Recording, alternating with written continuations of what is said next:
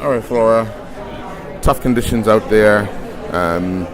Came out of the water after a strong swim. Good time on the bike. And we'll finish off with that super emotional finish, high-fiving your mom at the end. Give us your take on the race from start to finish. Yeah, it was a really hard race. I mean, I knew it would be, and I knew the swim was super important to make that front group. Like, that was the race. So, came out of the first lap of the swim at the back of the front group, and I was like, perfect, this is where I want to be. And then halfway through the second lap of the swim, I kind of started to split. I don't really know why. Girls just lost feet in front of me, and then luckily I was behind Emma Moffat, who saw this split happening, and she's a very good open water swimmer, so she saw it, moved around, and kind of sprinted up to that first group. So the last probably 300 meters or so, 350 meters of the swim was just full gas trying to catch that front little group of girls. So I luckily got onto her feet and was just kind of redlining it, just getting there. And then, we still had a bit of work to do on the bike to catch them.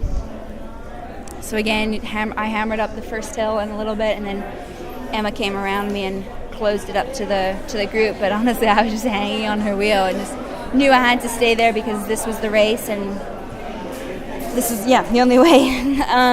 Then I took a fair share of pulls on the bike, but we weren't never ever killing it. I mean, it's a hard course, and I definitely didn't quite have the legs I wanted today, but still pleased. Well done. Oh, thank you. Getting a high five from Tyler. Yeah, high five from Tyler. And then I just came off the bike and ran as best I could. I'm not a super fast runner. I'm a strong runner, but those girls are extremely good runners.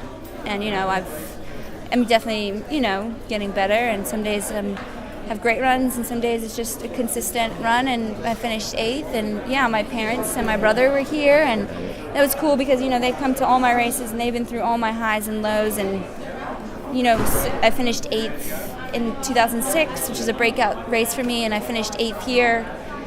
But 8th here is definitely, there's so many more competitive girls now that 8th year is way better than 8th then, and I've been through so much in the last 8 years, or since 2006. So that's more, 8 years. Yeah. That, I think to be back competitive, racing with these girls, healthy, is a huge step forward, and, doing my best to represent Bermuda. Obviously I would love to be one of the first to win a medal in a long time, but I don't know. It's just not my time yet. Maybe it's there, but regardless, it's great to represent Bermuda. I get so many cheers from around the course, and so much, people are always, commentating and talking about me, and it's great for Bermuda, the profile of the island, obviously great for me, and just makes it super fun to be racing. Now, there were a few times on the bike course you took the lead, pulling the pack along. Coming off the hill on the backside here, I was there. And the emotion of seeing a Bermudian leading Commonwealth Games triathlon, for me it was a great feeling. I don't know what you were going through, but for me it was a proud moment to know that at one point in time you were in the position you wanted to be. Not at the end, but at one point in time you wanted to be in the front. Yeah, it's a really cool feeling, especially when I led coming through the grandstand. It just erupts. And, I knew, my parents are there, some family and friends. I was out on the bike on one of the last laps, and I saw my aunt and my uncle, and I didn't know they were coming up. They just drove up because obviously all my family live in England. Right. I'm also British, dual citizenship, went to school in England, so there's definitely a lot of people here that know me. So it's cool to see them. And, I think that people see me and they're like, wow, she's from Bermuda. That is a tiny little island, and look at her competing with the likes of Australia, New Zealand, Canada, like major nations. So it's really cool, and honestly I really enjoyed it out there.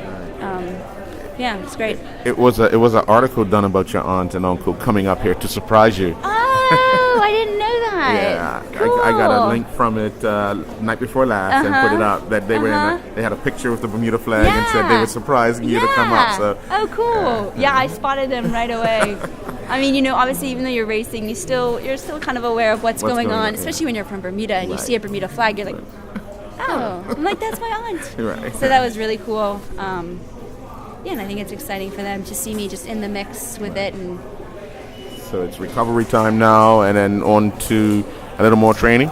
yeah, so on Saturday morning I fly to South Africa to visit Dan for a few weeks. Have a couple easy days, but then honestly I have to kind of start training again because I have the ITU kind of Xterra World Championships on the 16th of August.